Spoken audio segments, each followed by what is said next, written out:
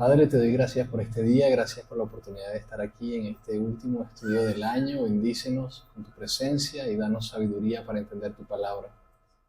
Permite que podamos salir edificados de este lugar y que cada persona que escuche esta transmisión pueda ser bendecida también. Que tú le hables en el nombre de Jesús. Amén. Bien, cerramos el capítulo 9 la semana pasada, que culmina con este versículo espectacular que dice: mi Dios los desechará porque ellos no le oyeron y andarán errantes entre las naciones. Y tal cual ha ocurrido con Israel. Después de que llegó el juicio de Dios, se cumplió eso de que Dios los desechó. Dios se apartó de ellos de tal manera, eh, se separó de ellos como un divorcio. Fue algo así literal. Jeremías capítulo 3 dice que ellos recibieron carta de repudio, Dios los repudió y salieron del pacto. Es algo que, a pesar de que en el Nuevo Testamento se nos dice que hay un solo pecado que no puede ser perdonado, que es la blasfemia contra el Espíritu Santo, el pecado deliberado también es como la testarudez del pecado, y a pesar de la reprensión, no convertirse. Eso también es algo que nos aparta completamente de Dios y hace que Él se aparte de nosotros. Bienvenido. Entonces dice: andarán errantes entre las naciones, y eso es lo que ha ocurrido hasta el día de hoy. Hasta el día de hoy, Israel, las tribus del norte, errantes por el mundo, de hecho perdieron su identidad. ¿Qué es lo que hace que una nación tenga identidad? ¿Qué piensan? ¿Qué nos hace venezolanos? El lugar geográfico, solamente. Es importante el lugar geográfico, pero solamente el lugar geográfico donde vivimos. La ascendencia, o sea, que nuestros padres sean venezolanos también, puede ser. Pero si nuestros padres son venezolanos, a ver, si yo nací en México y mis padres son venezolanos, ¿yo soy venezolano o mexicano? Sangre venezolana y contexto mexicano, o sea, ascendencia venezolana, sí. Pero el detalle está en qué es lo que hace que alguien reciba la identidad de venezolano. Las costumbres. Todas las naciones comen, van al baño, la mayoría se cepillan los dientes, la mayoría ambicionan a tener carro, casa, o sea, son muchas cosas que nos unen como iguales, pero también hay muchísimas cosas que nos separan y nos hacen ver diferentes. ¿Cuáles son? Los modismos, la forma en la que nosotros hacemos las cosas. No los qué, sino los cómo. ¿Qué es un qué? Bueno, ¿qué hacemos? Comemos, dormimos, trabajamos, nos esforzamos, soñamos, ambicionamos. Los qué son muy parecidos entre las naciones. La mayoría de las naciones tienen las mismas metas. Pero la respuesta de cada una de las culturas te va a revelar el cómo. ¿Cómo lo quieren lograr? Entonces, yo quiero decir que la arepa nos hace venezolanos. Es parte de lo que nos hace venezolanos. ¿Qué más nos hace venezolanos? Nuestra forma de hablar, nuestro acento. ¿Han visto esos comentaristas o esas personas que se dedican a hacer traducciones, cómo cambian los acentos? Acento neutro, acento mexicano, acento... Es cómico porque uno ve a los niños que ven muchos youtubers, y si son mexicanos o si son colombianos empiezan a imitar los acentos de ellos, o paraguayos también, o argentinos. Empiezan a imitarles y tú dices: ya va, pero tú eres venezolano, ¿qué haces tú? Bueno, pero es que me gusta cómo hablan de esa... Entonces el acento es algo que nos da identidad. ¿Qué otra cosa? Las tradiciones. ¿Qué celebramos? ¿Qué comemos en diciembre? Anda, lleva una yaca para Argentina, ve cómo, si te van a entender. O a México. Van a decir: ándale, ¿y ese tamalito de dónde salió?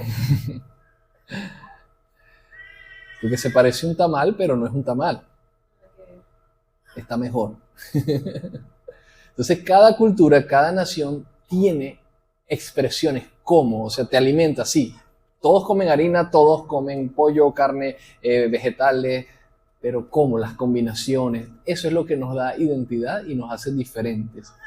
Incluso pudiéramos decir que cada país también tiene diferentes formas dependiendo del lugar donde te encuentres, porque también hay acentos distintos hacia el oriente del país. ¿Han visto un oriental hablar?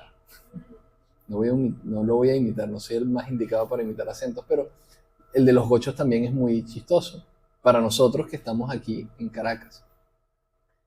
Entonces, cada región tiene como su cultura, ¿no? Y ya iba a decir la canción, la gaita.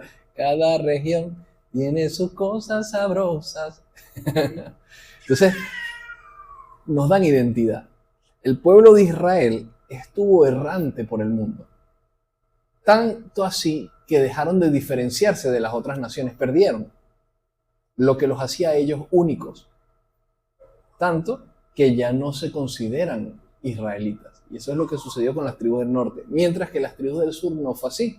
Ellos fueron cautivos a Babilonia, pero regresaron a su territorio y no se mezclaron con los babilonios, no cambiaron sus costumbres, su acento, su lenguaje, su idioma.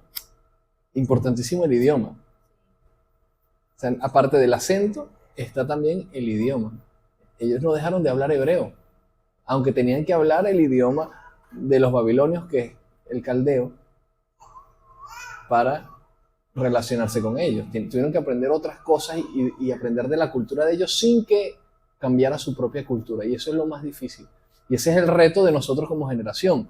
En el momento en el que nos encontramos, hay una cultura en el mundo, pero esas costumbres, esas tradiciones, esa manera de ver el mundo, esa manera de hacer las cosas, no puede influenciarnos a nosotros, porque ya nosotros, según la palabra nos dice, debemos tener una cultura, debemos tener una cosmovisión, debemos tener identidad. Nuestra identidad no es solamente ser venezolano, porque ser venezolano no está mal, está perfecto, está genial. Dios ama las culturas y la diversidad de las culturas. El problema es las cosas que como venezolanos podemos tener en nuestra cultura que van en contra de la palabra de Dios. Entre ellas, bueno, los hombres son mujeriegos. La mujer tiene que ser echada para adelante y prácticamente opacar al hombre, porque es la que se encarga de todo en el hogar y ahora también en el trabajo. ¿Qué más hay en la cultura venezolana que no está bien?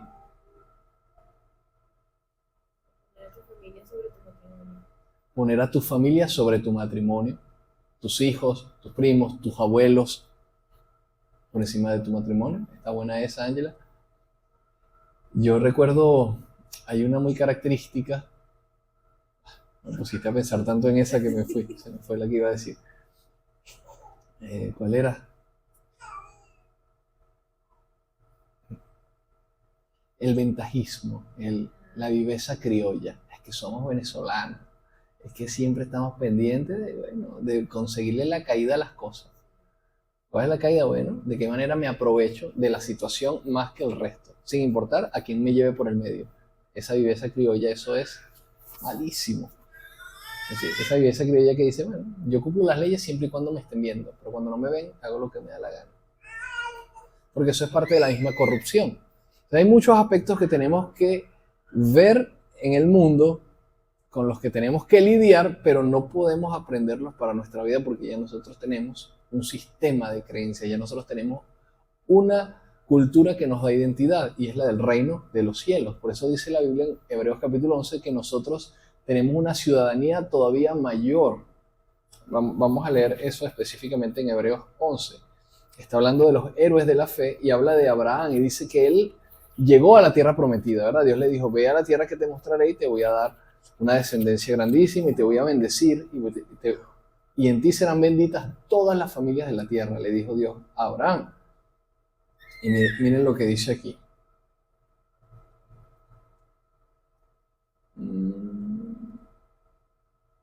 El 14.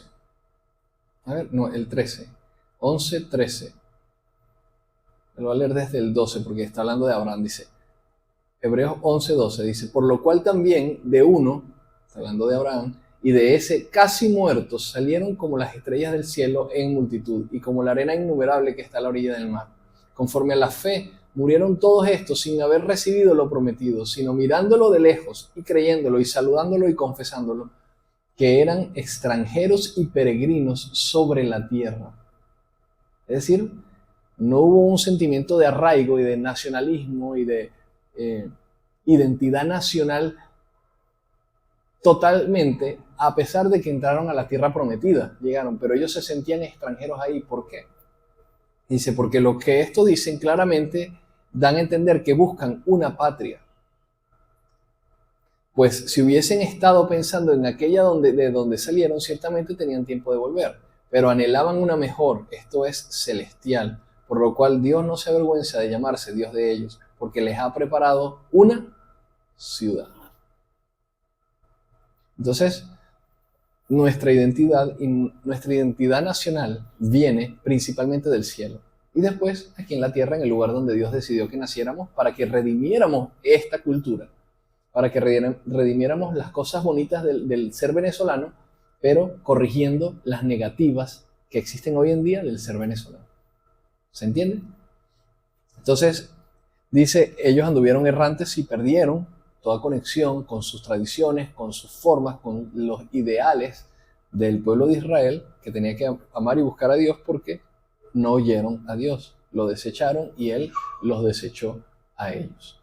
Entonces comenzamos con el capítulo 10, dice, Israel es una frondosa viña que da abundante fruto para sí mismo. Conforme a la abundancia de su fruto, multiplicó también los altares, conforme a la bondad de la tierra, aumentaron sus ídolos. Entonces está hablando primero cosas bonitas, dice, es una viña, ¿ser una viña es bueno o es malo? Es una analogía bonita. En una viña, ¿qué da una viña?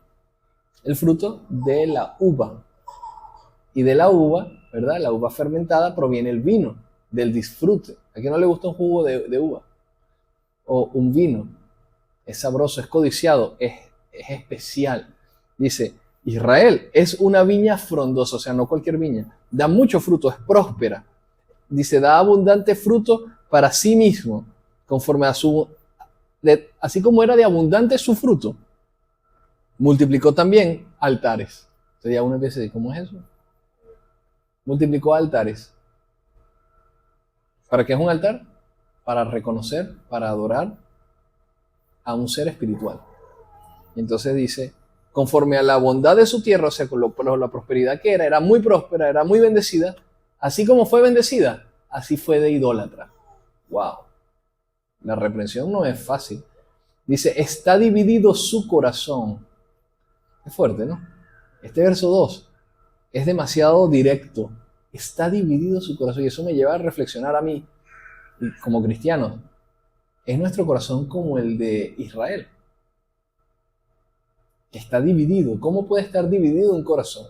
No hablo de el ventrículo izquierdo del corazón que va a la vena aorta y irriga tal parte del cuerpo y la otra que va para...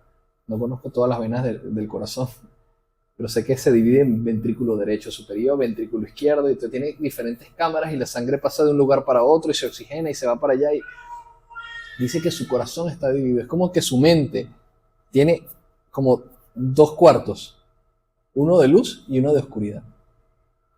Dice, está dividido su corazón. Ahora serán hallados culpables. Jehová demostrará sus altares y destruirá sus ídolos. Seguramente dirán, no tenemos rey porque no temimos a Jehová. ¿Y qué haría el rey por nosotros? Han hablado palabras jurado en vano al hacer pacto. Por tanto, el juicio florecerá como ajenjo en los surcos del campo. Podemos buscar allí lo que significa ajenjo. Vamos a buscarlo en internet y así podemos entenderlo mejor. El juicio florecerá como ajenjo en los surcos del campo. El ajenjo es una hierba medicinal que tiene propiedades insecticidas y digestivas. Okay. Y solía crecer muy fácilmente. Es como lo que está diciendo aquí, el juicio florecerá rápido y florecerá en los surcos. No es que lo tienen que sembrar, no. Florece y ya, y existe. Por las becerras de Bet-Aven serán atemorizados los moradores de Samaria, porque su pueblo lamentará a causa del becerro, y sus sacerdotes, que en él se regocijaban por su gloria, la cual será disipada. ¿Por qué? Porque tenían ídolos, y sus ídolos eran muchas veces, como en las naciones paganas, animales, que hacían de oro, que hacían de metales preciosos para adorarlo. Entonces está diciendo, ahora ellos van a temer a sus propios ídolos. El juicio que envía Dios va a ser que sus ídolos se conviertan en su temor. ¿Cómo? Como puede suceder en la vida de no sé, alguien que desea ser famoso y resulta que buscando esa fama o ese dinero, consigue que en vez de ser exitoso, pleno y feliz, la situación en la que se encuentra hace que le tema a eso que él procuraba antes. O sea, querías dinero, querías ambición, querías poder, pero entonces ahora temes por tu vida porque ahora te están persiguiendo por alguna razón. Entonces dice, aún será el llevado a Siria como presente al rey Jareb. Efraín será avergonzado e Israel se avergonzará de su consejo. Entonces, como les decía la semana pasada, Asiria era el imperio que iba a conquistar a las tribus del norte, entonces por eso dice que será llevado a Siria como presente al rey Jareb. O sea, imagínate que te lleven como esclavo y que seas el regalo para agradar a un rey pagano. Eso es lo que le está diciendo allí el profeta Oseas al pueblo de Israel.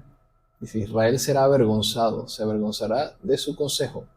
De Samaria fue cortado su rey como espuma sobre la superficie de las aguas. Y obviamente en esa época no existía la malta ni las bebidas gaseosas, sino que si habla de la espuma, está hablando de la espuma que producen las olas del mar. ¿Cómo es? ¿Han tratado de agarrar la espuma con las manos? Yo he estado en la playa con un clima espectacular en el que hay muchas olas y hay mucha espuma blanca, blanca, blanca, pero increíblemente blanca. ¿Han visto así en la playa? Y tratas de agarrar la espuma y dices, wow, qué bella se ve, y dura 2 segundos en tu mano porque se diluye y se desaparece la espuma. Bueno, eso es lo que está diciendo aquí la palabra. Dice, será cortado su rey como espuma sobre la superficie de las aguas. Es decir, así, de un momento para otro. Y los altares altos de Abén serán destruidos. El pecado de Israel crecerá sobre sus altares, espino y cardo.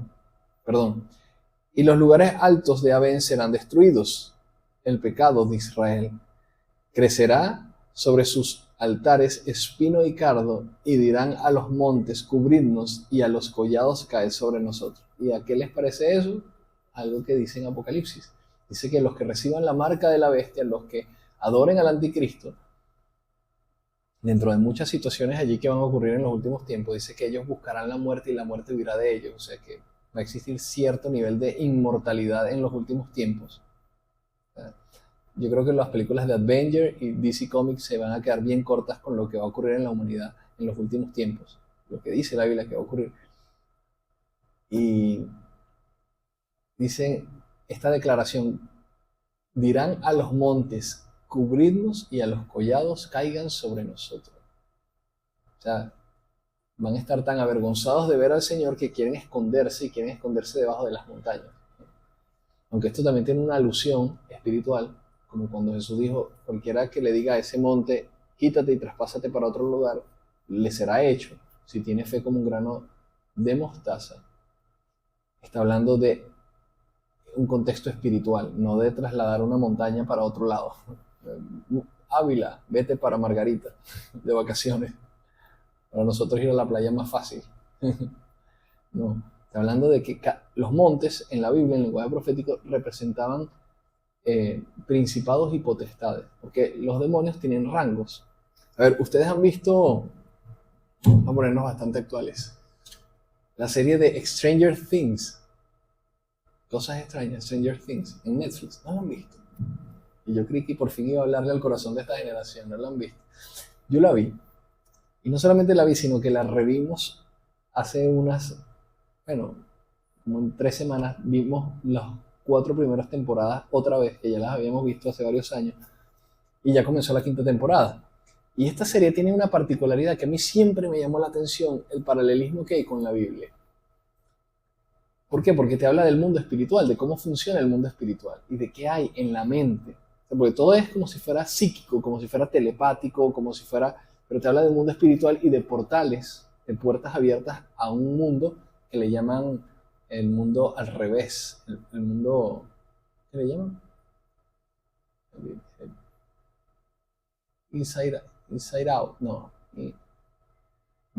me acuerdo el nombre. Pero es muy interesante la manera en la que grafican la interacción del mundo espiritual con el mundo físico. Y yo creo que cuando el Señor venga, vamos a poder entender mucho más esa interacción. Y en esa serie hay un personaje que es como el cabecilla de los malos. Y él se mueve desde ese mundo espiritual. No puede entrar al mundo natural, pero por medio de su influencia en la mente de personas débiles o que han sufrido traumas, él se manifiesta y progresivamente va ganando fuerza desde el otro lado y va enviando sus mensajeros a hacer cosas. Bueno, los principados y las potestades son autoridades que representan montañas en la Biblia, montes. Y por eso en la antigüedad y todavía actualmente, cuando la gente hace sacrificios o los brujos y hace sus cosas, siempre buscan lugares altos, un lugar alto para hacer un sacrificio, para conectarse con su Dios, con su espíritu, es porque hay una sensibilidad en los montes. Y Dios también se reveló a Moisés en un monte alto, que fue el Sinaí. Ahí le entregó la ley. Sube al monte y ora a mí. Y ahí fue donde se reveló. La zarza ardiendo estaba en un monte, cuando habló con Moisés. ¿Qué más? Hubo un monte donde subió Jesús y se aparecieron Elías y Moisés y se llamó el monte de la transfiguración a partir de allí. Y así hay muchos escenarios que ocurren en montes. Jesús dice que subió a un monte y sentándose vinieron a él sus discípulos y abriendo su boca les enseñaba diciendo, y ahí comienza el sermón del monte. ¿Por qué? Bueno, porque hay algo especial en los montes y en los collados. Hay algo que representa mucho el mundo espiritual. No que el monte... De hecho, por eso es que los brujos quieren tomar y hacer sacrificios en los ríos arriba, en la cabecera de los ríos, en las montañas, y eso porque ellos saben que hay como una sensibilidad espiritual en esos lugares donde se conectan con entidades del más allá, del mundo espiritual. Por eso es que me gusta esa película, porque te muestra cómo hay rangos de autoridad dentro del mundo espiritual de maldad, porque el diablo, por más diablo que sea y por más malo que sea, está muy bien organizado, porque si no, ocurriría lo que Jesús dijo, un reino dividido contra sí mismo no puede permanecer, tiene que estar muy bien organizado para que no se divida. Entonces, vamos a seguir leyendo.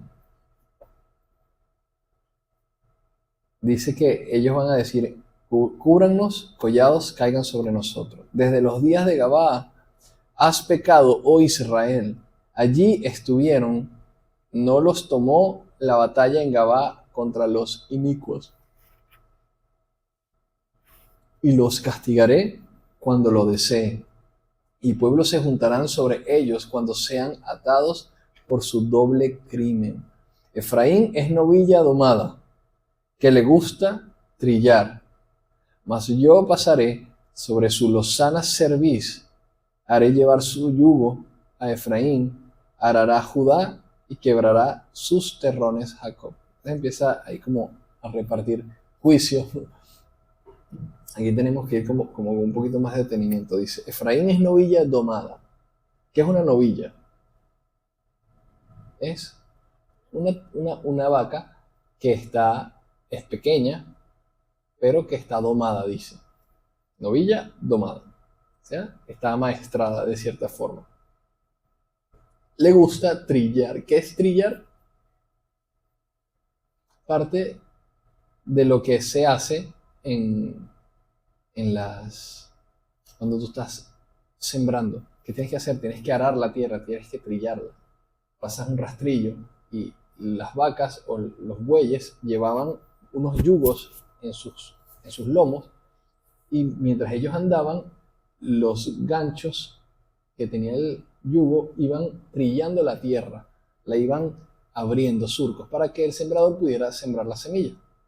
Porque era más rápido usar un animal para trillar la tierra que hacerlo uno mismo, abriendo un huequito para meter una semilla. Ellos abrían surcos, no sé si lo han visto por ahí en videos o han tenido la oportunidad de ir al campo y ven cómo hoy en día todavía eso existe. Los animales de carga, como el buey, en este caso en la novilla, se utilizan para eso. Dice, le gusta trillar, mas yo pasaré sobre su lozana cerviz.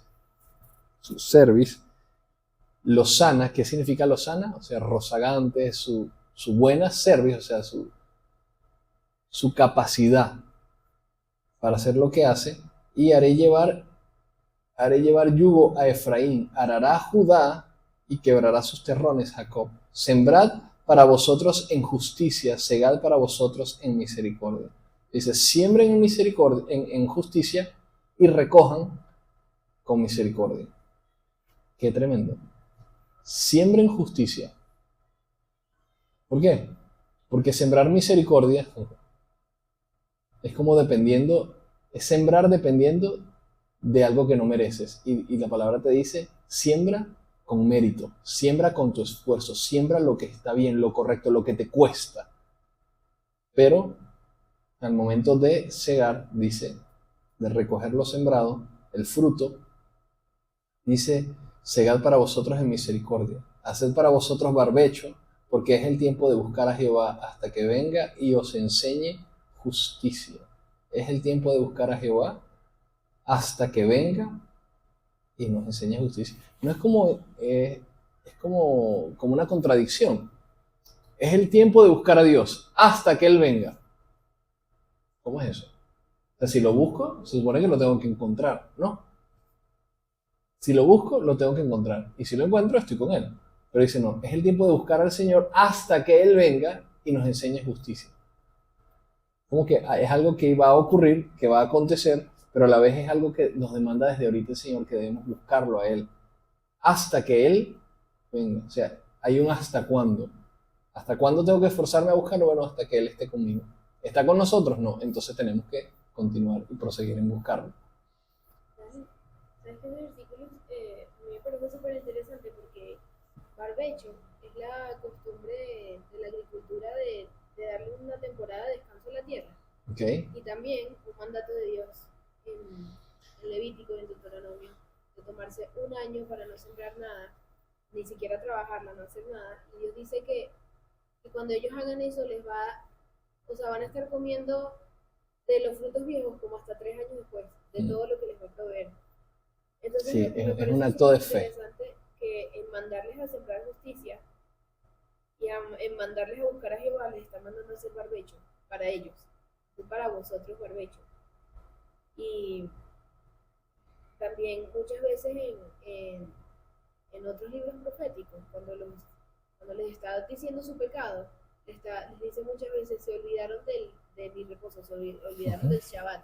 Entonces, como esa importancia que Dios le da a la pausa de que hay un tiempo para sembrar y para esforzarse, pero también hay un tiempo para disfrutar de lo sembrado y descansar en Dios, sabiendo que de Él viene el sustento en ese tiempo de reposo. Está muy lindo, Ángela, gracias. Sí, el barbecho era ese tiempo donde la tierra reposaba.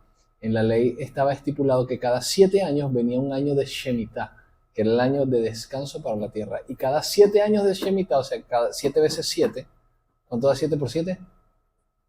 ¿Cuándo? ¿Cuánto? Por 7. 49. 49. El año 50, o sea, después de 7 veces 7, el año 50 era el año de jubileo, que era un año de barbecho también, pero magno, era el más grande de todos los años.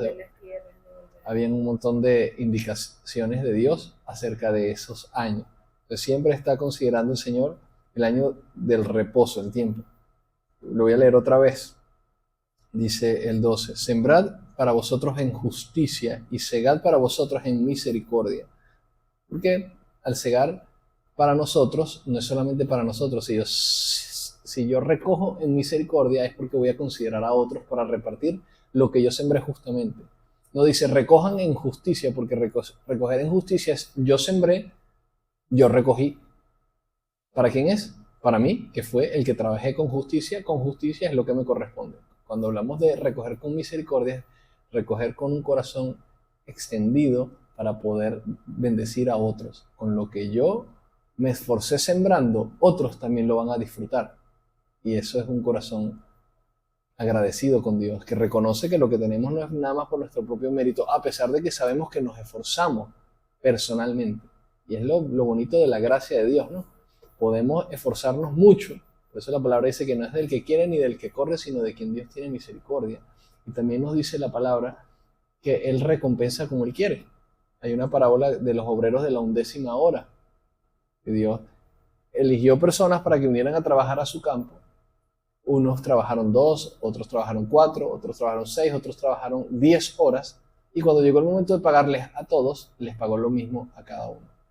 Obviamente los que trabajaron 10 horas se molestaron porque los que trabajaron solo 2 horas ganaron lo mismo. Pero el Señor le dice, ¿y qué te importa a ti lo que yo haga con mi dinero? Yo te dije que si trabajabas te iba a pagar esto. ¿Te lo pagué o no te lo pagué? Sí. Bueno, ya listo, vete tranquilo. A ti no te importa si yo a otro le di lo mismo que te di a ti por trabajar menos. Eso no lo entiende un corazón que solamente tiene las gringolas de la justicia, pero es un corazón que tiene misericordia. Dice, wow, Dios, qué bueno eres, qué bien. Porque quizás algún día sea yo el que trabaje 2 horas y voy a recibir como si hubiera trabajado 10. Porque ese es el corazón de Dios. Entonces dice, sembrad para vosotros en justicia y segad para vosotros en misericordia. Haced para vosotros barbecho, es decir, descansen. Una vez que siembren y recojan en misericordia y repartan, entonces también descansen en mí. Porque en ese tiempo yo también los voy a sustentar. Porque es el tiempo de buscar a Jehová hasta que venga y os enseñe justicia. Habéis arado impiedad. Y aquí ya cambia el tono de conversación. Dice, habéis arado impiedad. ¿Qué es arar? Bueno, abrir los surcos en la tierra para sembrar. Pero le está diciendo, araron impiedad, o sea, haciendo lo malo, lo de los impíos. Y segasteis iniquidad. O sea, en vez de trabajar la tierra con justicia y segarla con misericordia, ustedes la araron con impiedad y segaron iniquidad. Dice, comeréis fruto de mentira porque confiaste en tu camino y en la multitud de tus valientes, es decir, en tu propia fuerza. Es el juicio de Dios en este momento para Israel y para todos aquellos que se vuelven egocéntricos y que solamente están buscando su propio beneficio. Dice, habéis arado impiedad y segasteis iniquidad. Comeréis fruto de mentira porque confiaste en tu camino y en la multitud de tus valientes. Confiaste en tus propias fuerzas. Por tanto, en tus pueblos se levantará alboroto y todas tus fortalezas serán destruidas, como destruyó Salmán a Bet-Arbel en el día de la batalla, cuando la madre fue destrozada con los hijos. Así hará a vosotros Betel por causa de vuestra gran maldad. A la mañana será del todo cortado el rey de Israel. Y así ocurrió con las tribus del norte. Cuando llegó a Siria a conquistarlos, cayó el rey y ellos cayeron cautivos del imperio asirio en el año 722 a.C. El imperio asirio conquistó a las tribus del norte. Dice, por tanto, en tus pueblos se levantará alboroto. ¿Alboroto de qué? ¿De fiesta? No, alboroto de dolor, de calamidad, de preocupación, de ansiedad, porque todas tus fortalezas serán destruidas. O sea, todo en lo que te apoyas, le está diciendo aquí el Señor, va a caer por el suelo y no vas a poderte sostener. Así como cuando la madre es destrozada con los hijos. Y me recuerda específicamente esta semana, es algo que no tiene mucho que ver, pero me recuerda a este amigo que es el capitán del equipo de pádel con el que yo jugué, que por cierto quedamos campeones el domingo, ganamos el campeonato de esta temporada. Y hubo un encuentro que era contra un club, no voy a decir, se dice el pecado más no el pecador, y ese club teníamos que jugar tal día, en tal lugar, y llegamos al lugar, nosotros llegamos primero, y vimos que había llovido y las canchas estaban mojadas. Cuando eso ocurre, tú anuncias tú dices, bueno, vamos a posponer el encuentro porque no se puede jugar con las canchas mojadas. La pelota se moja, te puedes lesionar, hay razones por las que la condición no se da para que se dé el juego. Pero ellos no habían llegado. Y entonces el capitán del equipo dijo, tranquilo, no se preocupen, yo voy a hablar con él, y habló con las personas de la cancha para que le explicaran si ellos llegaban, y nos fuimos todos. Yo llegué con mi carro, me estacioné afuera de las canchas, ni siquiera me bajé y me dijeron, mira, no, vete de una vez. Y yo, bueno, chévere, voy a aprovechar a hacer algunas cosas. Tenía una reunión en la comunidad donde vivo y me fui para allá. Cuando llegó la noche avanzada, el otro equipo parece que llegó, se molestaron de no habernos encontrado allí, dijeron, en las canchas se puede jugar, si ustedes no quieren jugar, son unos cobardes, nosotros vamos a anunciar a los encargados de organizar este torneo que ustedes no llegaron y van a perder el encuentro por white cover, que se llama, cuando no asistes al encuentro, entonces pierdes los puntos y tienes una penalización. Entonces el capitán de mi equipo mandó los chats, las fotos, el video de la cancha mojada. Obviamente, como es alfombra, si está húmeda, no es que se ven los charcos. Pero él mandó una justificación y los chats que no le respondió a esta gente. Total es que hasta el final ellos estuvieron como que no, ustedes se fueron por cobardes y tal. Entonces, bueno, teníamos esa espinita ahí en el corazón porque era la fase de clasificación. Y entonces cada vez que yo le preguntaba al capitán por ese encuentro, porque era un encuentro que nos iba a beneficiar en la clasificación, nos pusieron que perdimos 3-0. O sea, perdimos por walkover 3-0. Y eso le daba más puntos a ellos y a nosotros nos restaba en puntos negativos para la clasificación. Pero con todo eso, bueno, Dios hizo justicia, nosotros clasificamos de primero. Ellos, con esa trampa que hicieron, porque al final, al nosotros quedar de primero, los organizadores del evento dijeron, bueno, no importa, déjenlos déjenlos a ellos tener la razón, aunque sabemos que no fue así. Y déjenlos que clasifiquen. Ellos clasificaron de cuartos. Eran 4 los que clasificábamos de 13. Nosotros clasificamos de primero y ellos de cuarto. Clasificaron a la semifinal. Y gracias a esa trampita que hicieron, y fueron orgullosos, y el capitán de mi equipo me decía, no, cada vez que me contaba algo de lo que había sucedido, de los mensajes que mandaban ellos o de las justificaciones que ellos decían, me decía, no, mataron a los perritos y a la mamá. A la mamá y a los perritos. O sea, es como un decir, que primera vez que lo oigo, pero está muy parecido a lo que dice aquí la Biblia. Dice, van a matar a los hijos con la madre. O sea, Dios guarde, matan a los hijos, pero todavía queda la madre, que la madre puede producir hijos. Pero si matan a la madre con los hijos, no queda nada. Entonces, por eso le digo, no tiene mucho que ver, pero me da mucha risa porque es la primera vez que yo escuchaba este decir, y lo escuché en estas últimas semanas cuando el capitán me decía, no, todo mal. Mataron a los cachorros a la perrita con los perritos. Decía. Y así dice allí, dice que va a ocurrir. O sea, no va a haber esperanza. ¿Qué esperanza puede haber si la madre, que es la que tiene el vientre para dar a luz, muere? Y la descendencia también. Es decir, se acabó. Y es lo que ocurrió con muchas familias y con varias de las tribus de Israel. Literalmente murieron sin oportunidad de engendrar más. Y sí siguió existiendo Israel, las tribus del norte, pero ellos perdieron su diferenciación étnica. Ellos se mezclaron con los asirios y se convirtieron en los samaritanos. Y ya dejaron de ser Israel. Y hasta el sol de hoy están dispersos entre las naciones, como lo dice el verso 17 del capítulo 9, dice, mi Dios los desechará porque ellos no lo oyeron y andarán errantes entre las naciones. Tal y como lo profetizó Oseas, ocurrió. Y con eso terminamos el capítulo 10. ¿Tienen alguna pregunta, algún comentario? Muy buen capítulo, ¿verdad? Capítulo 10 de Oseas.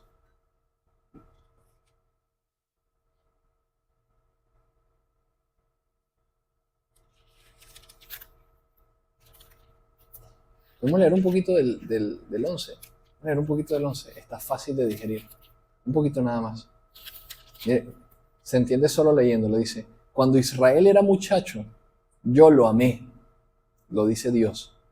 Y de Egipto llamé a mi hijo. Mira cómo hablaba de Israel. De Egipto llamé a mi hijo, que eran en Egipto esclavos, como dices. 2. Cuanto más los llamaba, tanto más se alejaban de mí. A los Baales sacrificaban y a los ídolos ofrecían sahumerios.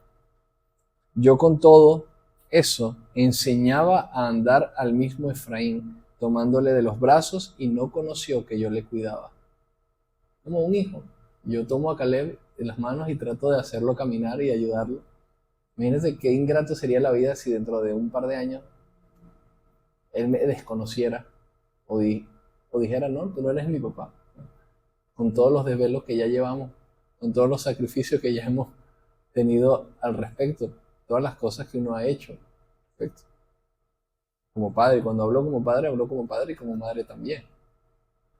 Qué ingrata muchas veces es la vida. Tomándole de los brazos y no conoció que yo le cuidaba. Con cuerdas humanas los atraje, con cuerdas de amor, y fui para ellos como los que alzan el yugo de sobre su cerviz, y puse delante de ellos la comida. El yugo era algo de trabajo duro para el buey. Era opresión, era algo pesado que ellos tenían que llevar con un garfio, un gancho que entraba en la tierra y que la iba arando, la iba trillando. Entonces no era cómodo llevar el yugo. Entonces, por eso dice allí, yo alzaba el yugo de sobre de su servicio, o sea, se los quitaba y les ponía comida delante. O sea, yo los ayudaba, les hacía más fácil el camino.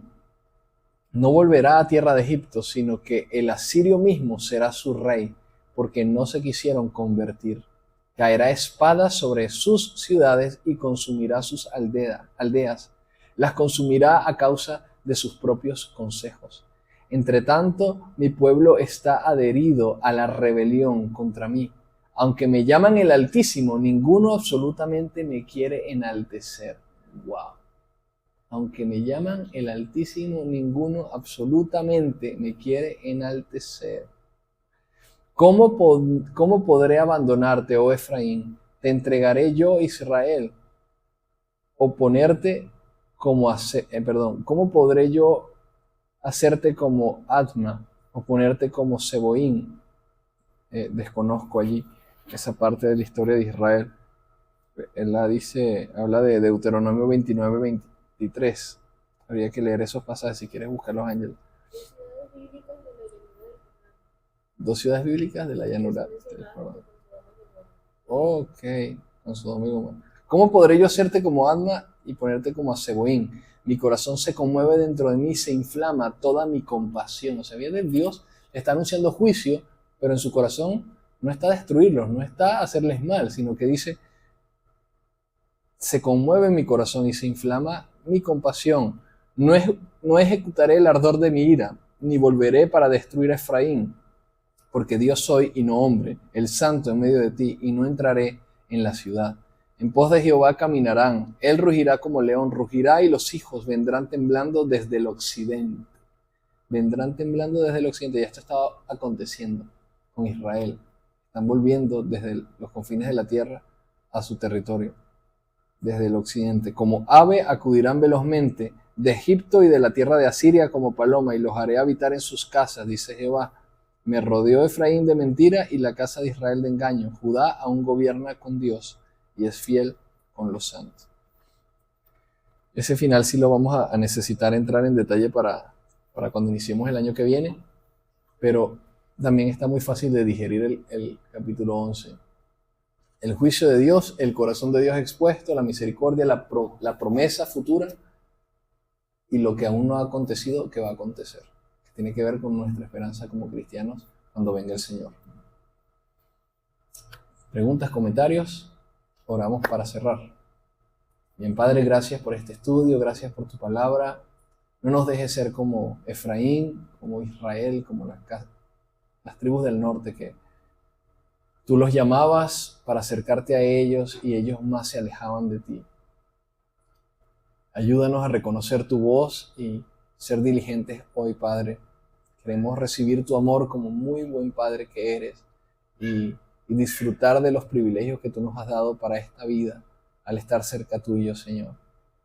Ayúdanos y guíanos también en estos tiempos de asueto y de fiestas, donde hay muchas cosas que suelen desvanecer el juicio de algunos, incluso nos hacen olvidar las prioridades, que podamos mantener nuestro corazón sobrio y nuestra mente